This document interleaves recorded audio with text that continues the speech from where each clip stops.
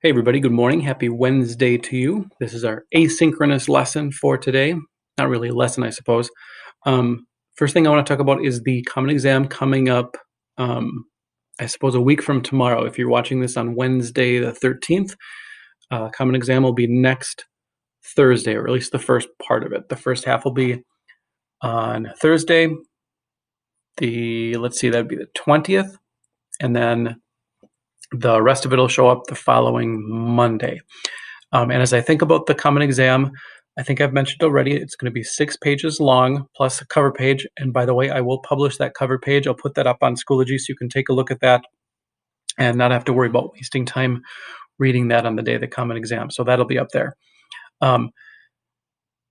It's as we split up the Common Exam into 2 sections, for me, the first half of the Common Exam feels more like a comprehensive review of the semester, everything that we've done, including some stuff that is going to be on your quiz tomorrow. And then the second half of it feels a lot more like your quiz tomorrow. It's just the stuff that's in this chapter. The focus is very much on related rates and mean value theorem and max and min problems. That's not a hard and fast rule. There may be some stuff from earlier in the semester that leaks into the second half of it and vice versa. But generally speaking, that was my impression as I looked at the Common Exam. Aside from that, it works the same as other Common Exams. We'll need to be set up with video, so make arrangements. Everything seemed to go pretty fine with, I think there were just 2 exceptions last time, and we've addressed some of those situations, but just reminder that we need to be prepared to be set up with the video as you take the Common Exam. In the meantime, you have a quiz tomorrow, again, assuming that you're watching this on the 13th. I think my dates might have been screwed up. I'm recording this on Tuesday night, thinking that you're watching this on Wednesday, so your quiz will be on the 14th. And the quiz is just a regular 25-point quiz. I've gotten one inquiry about having a review session, and so I'll maybe wait and see if I hear anything else about that. But let's plan on having a review session on Wednesday sometime in the afternoon once you guys are done with your classes, whether or not they're synchronous or asynchronous. I'm not sure when my meetings are done, but I'm pretty sure they'll be done by 3 for certain. So maybe let's plan on about 3 o'clock. I'll put that out there on Schoology. If that doesn't work, let me know, and we can schedule something else. But let's plan on there being a study session where we can go over questions. The only questions that I received specifically from the review assignment, I'm going to go ahead and explain those. So I'm going to stop this camera and switch over to the document camera. There are 2 questions that I'll be going through, both mean value theorem questions from section 4.2. If you have other questions, just let me know and we can take a look at them at the review session tomorrow, and I'll record the review session and all that good stuff. Question 13 is a very typical mean value theorem question. Given a function and an interval, find the value of c that satisfies the conclusion. In other words, when is the instantaneous rate of change equal to the average rate of change? So the order that I do the 2 things that I did here doesn't matter. I chose to find the average rate of change first. So basically slope of the secant line between the endpoints of the interval. So f of 4 minus f of 0 over 4 minus 0, plugged in those values, square root of 4 is 2. And so we end up with 1/2. So the average rate of change, the average growth rate of this function on that interval is 1/2. And I'll maybe just pull up the graph here. We're looking at, the glare of that light isn't very good. You can kind of see that. So we've got the square root function. I've got the left side at x equals 0, the right side at x equals 4. So a secant line that runs here, I actually have that graph ready to go also, looks like that. And so the slope of that line is 1/2. The mean value theorem says that somewhere else on this interval, at least in one place, the instantaneous rate of change is equal to the slope of that line. So that's what we're going to try to find next.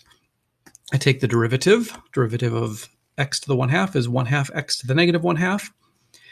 And then I say that instantaneous rate of change has to be equal to 1/2 at some point. So there's my equation, set the derivative equal to that. and solve that.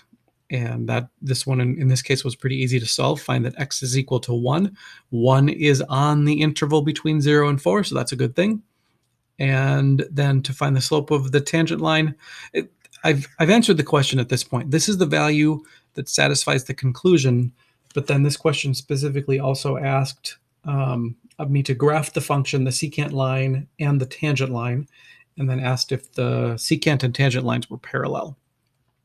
And so I found the equation for the tangent line by just plugging in and finding that at x equals 1, the function is at 1, so that gives me a point that is on the curve. I knew already what the slope was, and so when I plug that into point slope form, this is the equation of the tangent line. And so I graphed that also.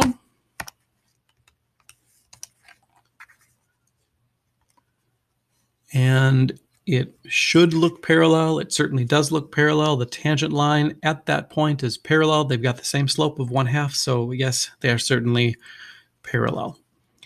The other question that was asked was number 15, and this is a less typical mean value theorem problem, but a good one for us to take a look at. This one basically says this function, x minus 3 to the negative 2, doesn't have a tangent line on the interval between the endpoints where the slope of the tangent line is equal to the slope of the secant line. And it's basically saying show that this doesn't work. And so my average rate of change, f of 4 minus f of 1 over 4 minus 1, that's my average rate of change. Plug the numbers into the function, no big deal there. I found that that was 1/4. And then I found what the derivative was, and I set that derivative equal to 1/4.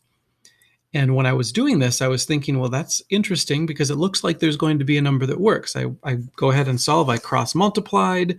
I took the cube root of both sides. The cube root of a negative number is okay because negative numbers just have negative cube roots. And so algebraically, I was going through this. I was doing this problem. I got x equals 1. And I thought, well, that's interesting. 1 satisfies the conclusion of the mean value theorem, doesn't it? But then I looked more closely at the mean value theorem, and the mean value theorem says there has to be a place on the interval between 1 and 4 in this case where the instantaneous rate of change is equal to that average rate of change. It's a parenthesis. It doesn't include 1. And so what we're seeing here is actually a graph that looks like this, where the average rate of change, the slope of 1/4 between these two endpoints is not very steep.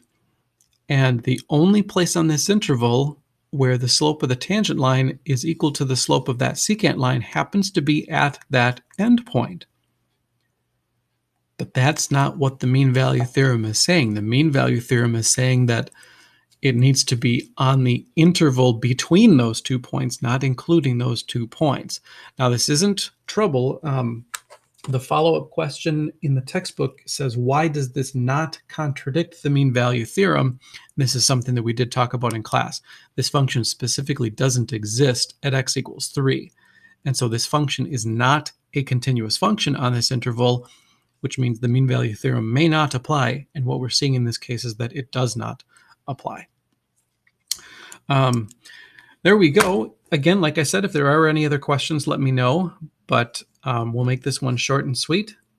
And I guess if you find out on Thursday that there are things that we don't understand, we will have time to fix that before the common exam shows up a week later. So on that note, have a great day. I will see you all bright and early on Thursday morning.